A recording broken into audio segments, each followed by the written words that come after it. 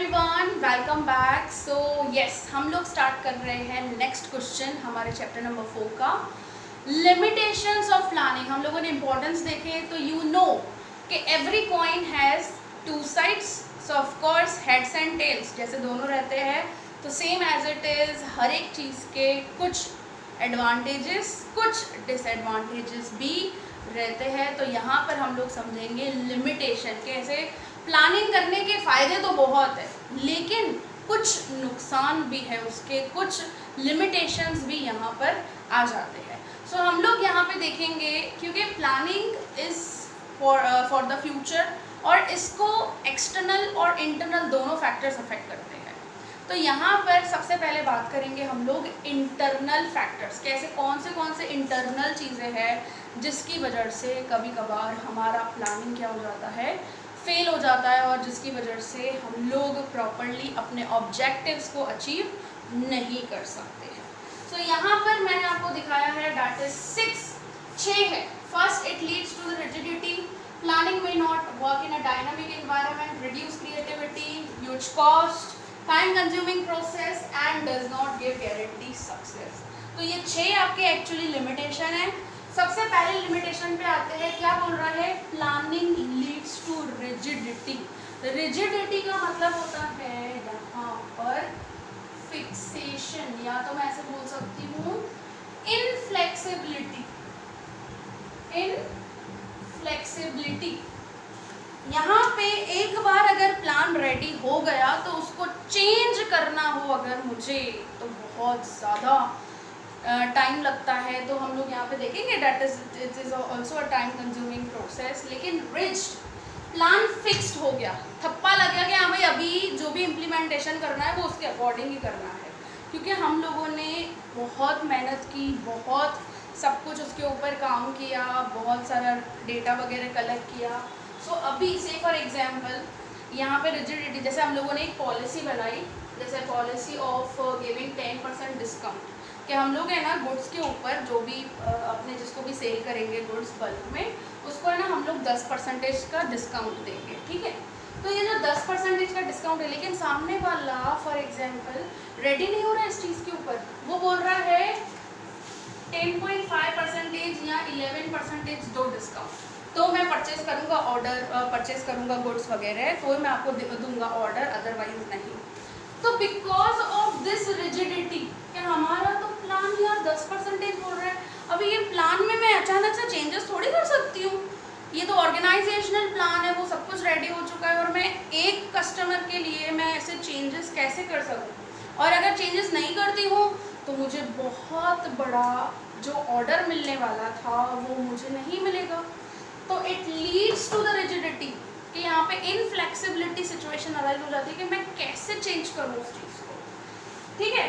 So next आ जाता है प्लानिंग में not work in dynamic environment, मतलब फ्लैक्सिबल इन्वायरमेंट में प्लानिंग काम नहीं करता है। क्यों? क्योंकि यू नो कि अचानक से कोई चेंजेस आ गया अचानक से। So there are various factors, बहुत से फैक्टर्स हैं जो प्लानिंग को अफेक्ट करते हैं, जैसे सोशल फैक्टर्स में मैं ले लूँ कि भाई कस्टमर्स की डिमांड चेंज हो गई अचानक से, मार्केट में ट्रेंड चेंज हो गया, सो हमने जो प्लान किया वो तो क्या हो गया, एकदम फेल, क्योंकि उसके रिगार्डिंग हम लोगों को दूसरा नया प्लान रेडी करना पड़ेगा।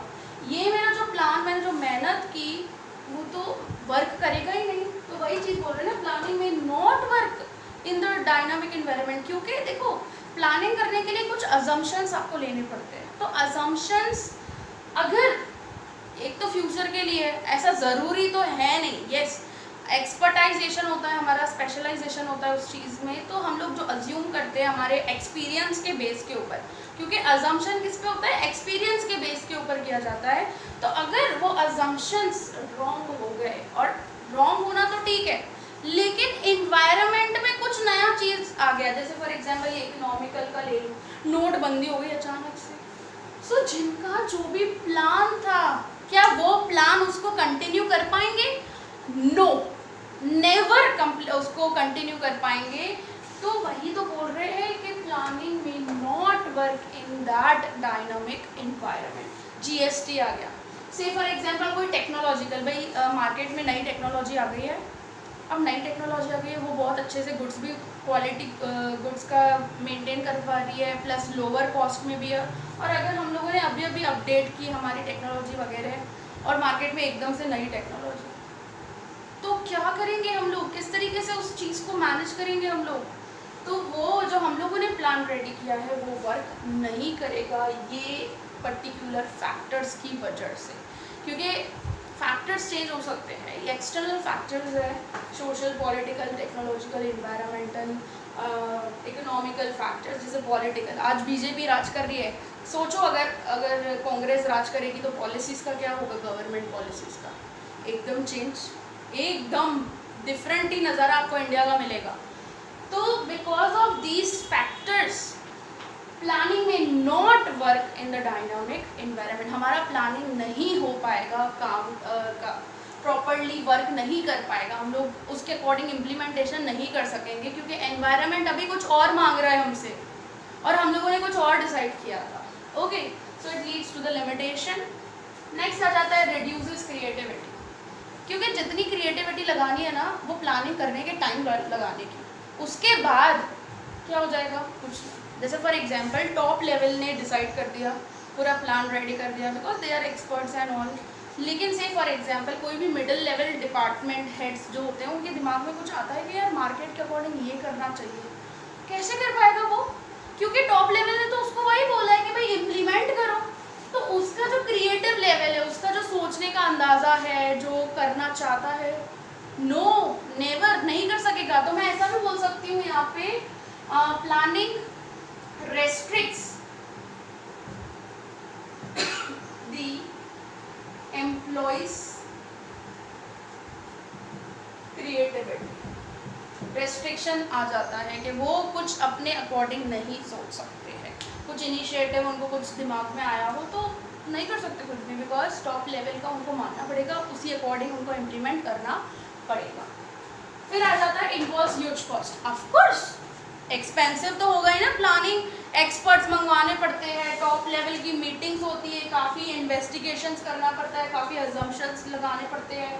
इनकी मीटिंग्स क्या ऐसे ही मीटिंग्स होगी, उनका एक्सपेंडिचर, मीटिंग का भी पर्टिकुलर एक्सपेंडिचर्स होते हैं उनके बड़े बड़े, एक्सपर्ट्स को फीस वगैरह देनी पड़े, सो बहुत ज़्यादा खर्चा करना पड़ता है, स्टेशनरी वगैरह, तो बहुत ज़्यादा खर्चा हो जाता है। तो can be called as a planning involves huge cost और may be it's a limitation.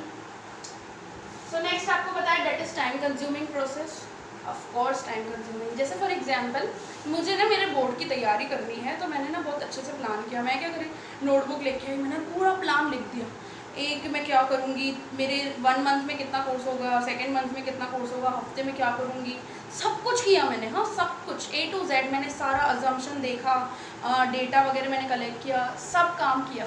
लेकिन अगर मैं उस काम को फॉलो नहीं करूँ, उस काम को इम्प्लीमेंट नहीं करूँ, तो क्या होगा, ये मैंने इतना जो समय दिया, मैंने अपने इतने जो दिन दिए प्लान रेडी करने में, वो क्या हो गया, वेस्ट।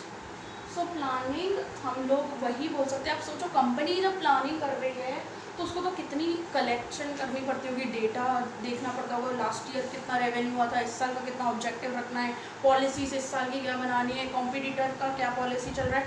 सो इसके लिए बहुत ज़्यादा टाइम लगता है एक प्लान रेडी करने में, and it is all about the future. So अगर प्लानिंग आपको फ़ायदा दे सकती है तो कहीं ना कहीं वो नुकसान भी दे रही है आपको, टाइम कंज्यूम, क्योंकि विदाउट टाइम, आप बिना टाइम के तो उस चीज़ को बना नहीं सकोगे, आपको टाइम चाहिए उस चीज़ को सोचने के लिए, क्योंकि प्लानिंग पूरा सोचने का काम है, और सोचने के लिए अपने को वक्त चाहिए, और वक्त अगर बहुत ज़्यादा होता गया तो वो चीज़ बन जाती है as a time consuming process. Of course yes, so planning can be called as a time consuming process, क्योंकि बहुत ज़्यादा लेंदी टाइम लगता है इस चीज़ को बनाने के लिए, इस चीज़ को प्रिपेयर करने के लिए। मजाक नहीं है कि किसी भी इतने करोड़ों रुपए कंपनी जो फॉर एग्जांपल उसका रेवेन्यू है करोर्स ऑफ रुपीज़ में, और उसका प्लान आउट करना तो मजाक नहीं है सिंपली, तो उसमें टाइम लगता है उस चीज़ को, और अगर प्रॉपर इम्प्लीमेंटेशन नहीं होता उस चीज़ का तो of course it results into the limitation. Last चीज़ आ जाती है planning does not give guarantee success. अगर मैंने प्लान बनाया तो मुझे कोई लिखकर नहीं दे सकता ये चीज़ कि गारंटी सक्सेस मिलेगी मतलब मिलेगी। वो डिपेंड करता है कि एक्सपर्ट्स जो लोग हैं उनका अजम्पशन लेवल कितने दूर तक जाता है, कितने दूर तक वो फोरकास्टिंग करते हैं, किस तरीके से वो लास्ट फ्यू इयर्स को देखते हुए प्लान कर रहे हैं और आते साल। जैसे फॉर एग्जांपल कितनी भी बड़ी कंपनीज हो, ठीक है प्लान तो बनाती है, हर कोई करता है, लेकिन जैसे फॉर एग्जांपल नोटबंदी आ गई, ऐसे वैसे फैक्टर्स आ जाते हैं ना, तो प्लानिंग फेल हो जाती है। तो it is all about the future, और फ्यूचर क्या होगा वो मुझे कोई लिख कर नहीं दे सकता गारंटीड कि भाई यही चीज़ होगी। ओके, तो it does not give a guarantee success. हाँ ऑफकोर्स प्लानिंग बहुत ज़्यादा हेल्पफुल है, क्योंकि एटलीस्ट मैंने जैसे आपको बताया था कि एटलीस्ट हम लोग उसको जो भी अनसर्टेनिटीज़ वगैरह जो आएगी उसको हम लोग एटलीस्ट रिमूव नहीं कर सकते, लेकिन रिड्यूस किया जा सकता है। लेकिन ऐसा नहीं बोल सकते हम लोग कि भाई it gives the guarantee success, no. So ये लिमिटेशन यहाँ पर आ जाती है। Okay, so that's it about the limitations of planning.